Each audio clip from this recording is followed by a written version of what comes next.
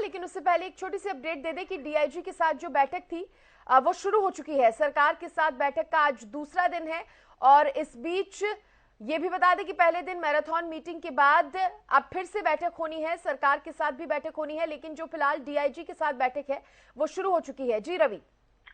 बिल्कुल सृष्टि, देखिए DIG OP Narwal के साथ ही बैठक जो है वो शुरू हो चुकी है। सबसे पहले डीआईजी ओपी नरवाल जो है जो तमाम जो डेलीगेशन है उनसे बातचीत करें, किस प्रकार से आगे तमाम जो मांगे हैं वो उन पर विचार किया जाना है, कौन कौन से ऐसे जिन पर तमाम तरह की जो बारीकियां हैं वो पहले समझी जा रही है। उसके बाद जो है मुख्यमंत्री आएंगे और मुख्यमंत्री के साथ तमाम चीज जो बातचीत जो डीआईजी के साथ हुई है, जिस प्रकार से पॉजिटिव जिन जिन बिंदुओं पर सरपंच लग रहे हैं उनको रखा जाएगा, जिस पर सहमति नहीं बनी है उसको कहीं ना कहीं सहमति बनाने का प्रयास उस पर भी रहेगा। और ऐसे में कहीं ना कहीं रवि, अब सरपंचों की क्या आगे की रणनीति है, क्या वो आगे के लिए भी तैयार है? अगर अगर ऐसा होता है कि नई सहमति बन पाती तो फिर आगे क्या? बिल्कुल, देखिए कल रात के अगर सरपंच डेलीगेशन के बयान की बात की जाए तो उनकी तरफ से ये कहा गया है सरकार को 12 बजे तक का अल्टीमेटम जो है सरपंच एसोसिएशन की तरफ से दिया गया है। उसके बाद अगली रणनीति जो है वो बनाई जाएगी। कहीं ना कहीं से पहले की अगर बात की जाए, 4 तारीख की अगर बात की जाए, तो उनकी तरफ से कहा गया था कि सरकार के साथ बातचीत अगर विफल होती है तो मुख्यमंत्री का जो करनाल स्थित आवास है उसका घेराव किया जाए। इस प्रकार की बातें जो की जा रही थी। कल की अगर बात की जाए तो सृष्टि, कल इस प्रकार की किसी भी सरपंच ने या किसी भी सरपंच एसोसिएशन के मेंबर की तरफ से ये बात नहीं की गई। उनकी तरफ से ये कहा गया कि 12 बजे तक का इंतजार जो है वो रहेगा, उसके बाद अगली रणनीति जो है वो तय की जाएगी। जी चलिए ठीक है रवि, बहुत शुक्रिया आपका जानकारी देने के लिए। इस बीच बीजेपी के प्रवक्ता प्रोफेसर विधु रावल जी भी मेरे साथ जुड़ गए हैं। रावल साहब, स्वागत है आपका। क्या लगता है आज की बैठक में सहमति बन पाएगी? भारतीय जनता पार्टी की सरकारें सबको साथ लेकर चलने वाली सरकारें हैं, सबके साथ मिलकर काम करने वाली सरकारें हैं। निश्चित तौर पर हरियाणा के हित में भारतीय जनता पार्टी प्रयास करेगी कि दूसरे पक्ष को भी मनाया जाए, अपनी बात भी रखी जाए, दूसरे पक्ष की जो जायज बातें हैं वो मानने का प्रयास करती रही है। मनोहर लाल जी ने कल प्रेस कॉन्फ्रेंस में जिस प्रकार से बताया कि ज्यादातर चीजों पर सहमति बन गई, एक या दो चीजों पर जहां पर सहमति बनाने की आवश्यकता है वहां दोनों तरफ से लचीला रुख अगर अपनाया जाएगा तो निश्चित तौर पर सहमति बन जाएगी। लेकिन महत्वपूर्ण क्या है कि हरियाणा वासियों के हितों को किसी भी प्रकार से सुरक्षित रखा जाए, किसी भी प्रकार से कहीं पर भी अति ना हो। किसी प्रकार की भी अति को रोकने के लिए, भ्रष्टाचार उन्मूलन के लिए जो कानून बनाए गए हैं, जो नियम बनाए गए हैं, उन नियमों का पालन हो। किसी भी प्रकार से हरियाणा के हितों पर कुठाराघात ना हो। ये छोटी सरकारें हैं, सरपंच जो है छोटी सरकारें मानते हैं इनको। हम ग्रामीण आंचल से आने वाले हैं, हम इस कारण से ये मानते हैं कि गांव की सरकारें हैं और गांव की सरकारों का भी अधिकार जो है, ग्रामीणों का अधिकार सबसे पहला है। सरपंचों को भी लचीला रुख अपनाना चाहिए। सरकार पहले से ही जो है वार्ता कर रही है और बहुत सुखद अच्छे वातावरण में कल जो है चर्चा हुई है। तो निश्चित तौर पर लगता है ऐसा कि आज जो है वार्ता बड़ी सफल होने वाली है और ये जो घटनाक्रम है गतिरोध खत्म करके ही खत्म हो जाएगा। रावल साहब, सबसे बड़ी बात यह है कि चलिए देखिए, और मांगे तो कहीं ना कहीं सरकार की तरफ से मानी भी जा रही है सरपंचों की, लेकिन ये जो लिमिट बढ़ाने की बात हो रही है 20 लाख से, सरकार कह रही है कि हम तो कम करेंगे, लेकिन सरपंच कह रहे हैं कि बढ़ाकर 50 लाख कर दिया जाना चाहिए। तो ये सबसे बड़ी समस्या है जहां पर सारा पेच फंसा हुआ है। देखिए, इक्का दुक्का कोई एलिमेंट ऐसा होता है जो चाहता है कि वार्ताएं सफल ना हो। कई बार वो हमारी जो विपक्षी पार्टियां हैं जो निरंतर प्रयास में रही हैं कि हरियाणा को किस प्रकार विकास के पथ से हटाया जाए, उनके उकसावे में भी चलने वाले कुछ लोग होते हैं। तो इस प्रकार से वो बातचीत करते हैं। जब बातचीत पर कहीं सहमति बनने लगती है तो फिर जो गोल पोस्ट है उसको शिफ्ट कर देते हैं और आगे बढ़ा देते हैं। इस प्रकार की और भी हमने मांगे सुनी, जिस प्रकार टोल फ्री करने का मामला है, जिस प्रकार बड़ी ऐसी ऐसी मांगे जो गले के नीचे नहीं उतरती है। हरियाणा की जनता इसको बड़ी बारीकी तरीके से देख रही है। ये लोग भी चुनकर आए हुए हैं और इसलिए अधिकांश लोग जो है ये कह रहे हैं कि हमारा सरकार के नियम के साथ समर्थन है। जो थोड़े बहुत लोग हैं उनको भी सरकार मनाने पर जुटी हुई है, उनको ये समझाने पर जुटी है कि अंत तो गत्वा जाना तो गांव में ही है ना। गांव में जाना है, गांव के लोगों को फेस करना है और गांव के लिए काम करना है। तो उस दिशा में मुझे लगता है लचीले रुख के साथ, अच्छे बड़े मन के साथ, स्वस्थ मन के साथ जो है काम बन सकता है।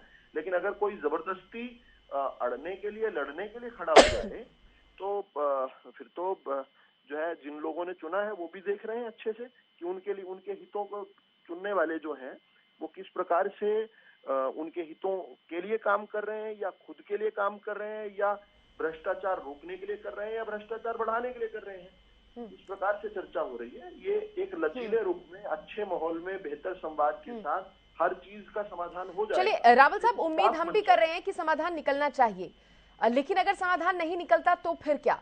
और साथ ही कांग्रेस की अगर बात करूं, कांग्रेस भी कह रही है कि भ्रष्टाचार को रोकने की बात कर रहे हैं ये इस नीति से, लेकिन कहीं ना कहीं भ्रष्टाचार और ज्यादा बढ़ेगा। और कांग्रेस ने तो ये भी कह दिया है कि अगर उनकी सरकार आएगी तो हटा देंगे इसको, प्रणाली को पूरा। देखिए, दो बातें हैं इसमें। एक तो कांग्रेस का जो रवैया रहा है नकारात्मक रहा है।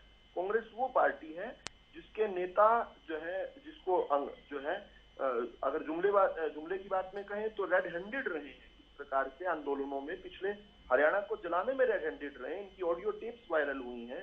इनके नेताओं की फुटेज जो है, वीडियो क्लिप्स बाहर निकली हैं जब ये कह रहे थे कि आंदोलनों में दारू भेजनी है। इस प्रकार से ये व्यवस्था रही है। हरियाणा की जनता ने इसीलिए कांग्रेस को लगातार नकारा है, क्योंकि कांग्रेस की रणनीति जो है वो हरियाणा को आगे विकास के पथ पर बढ़ता देखने की नहीं है। उसके हरियाणा के बढ़ते कदमों को रोकने की, उसके पैरों में बेड़ियां जकड़ने की है। और इस नाते से कांग्रेस जो है हाशिए पर खड़ी है। रही बात ई टेंडरिंग को खत्म करने की, तो इक्का दुक्का प्रदेशों में इनकी सरकार है, क्या वहां ई टेंडरिंग खत्म कर दी है इन्होंने?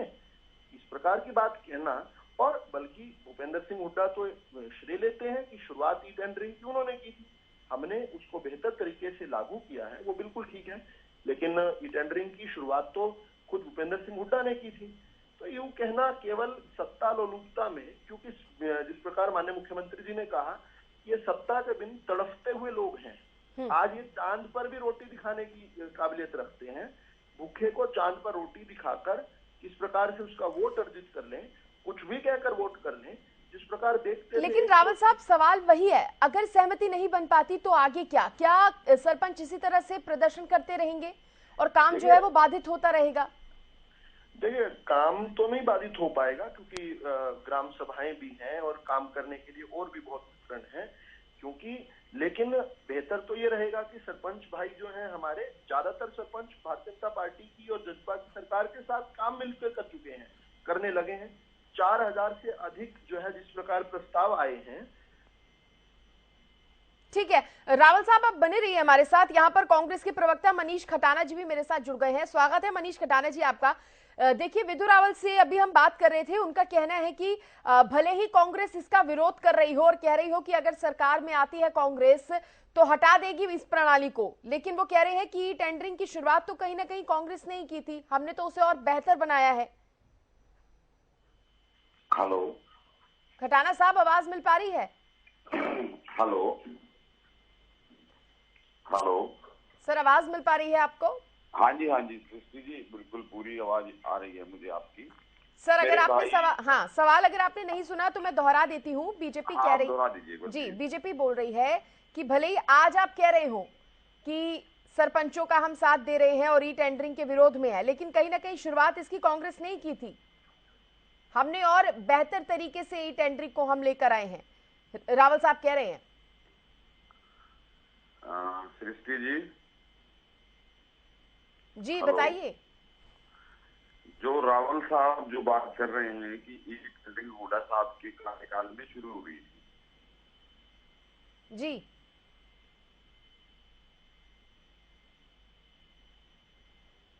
बोलिए खटाना साहब।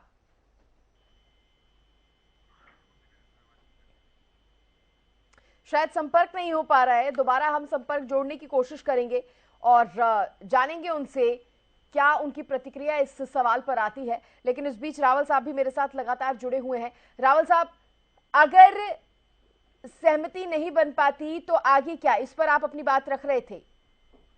देखिए, सरकार ने नियम बनाए हैं और नियम केवल सरपंच जब बने उसके बाद नहीं बने हैं।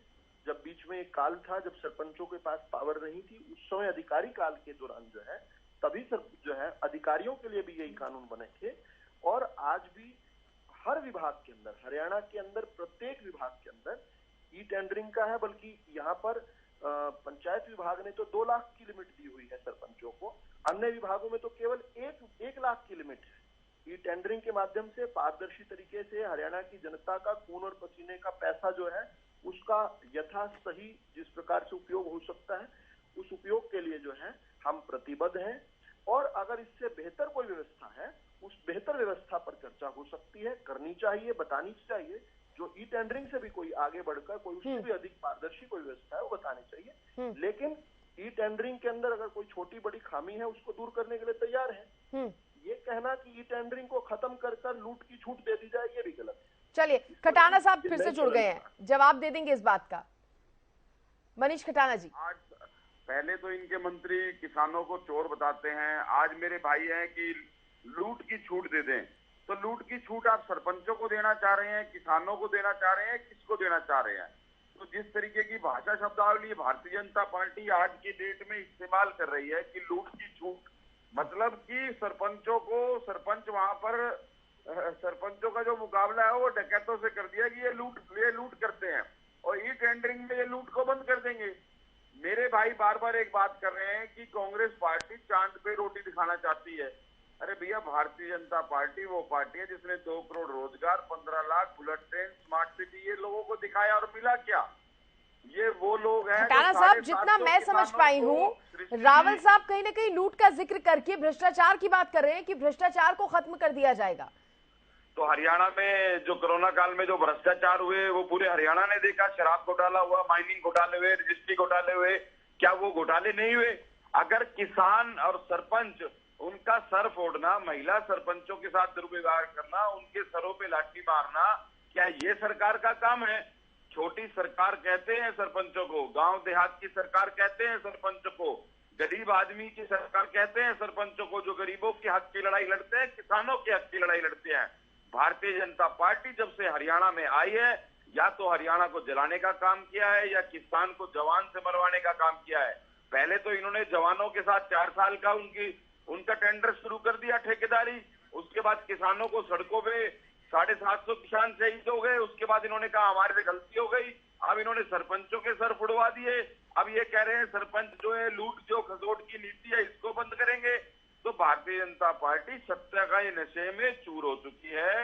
ये सत्ता के नशे में ये भूल चुके हैं कि किसान और सरपंच और गरीब व्यक्ति और जवान जो हरियाणा की शान है, ये वो लोग हैं जो हरियाणा तो आप खटाना साहब, आप इस प्रणाली का विरोध कर रहे हैं, आप कह रहे हैं बिल्कुल इसमें कुछ भी ठीक नहीं है।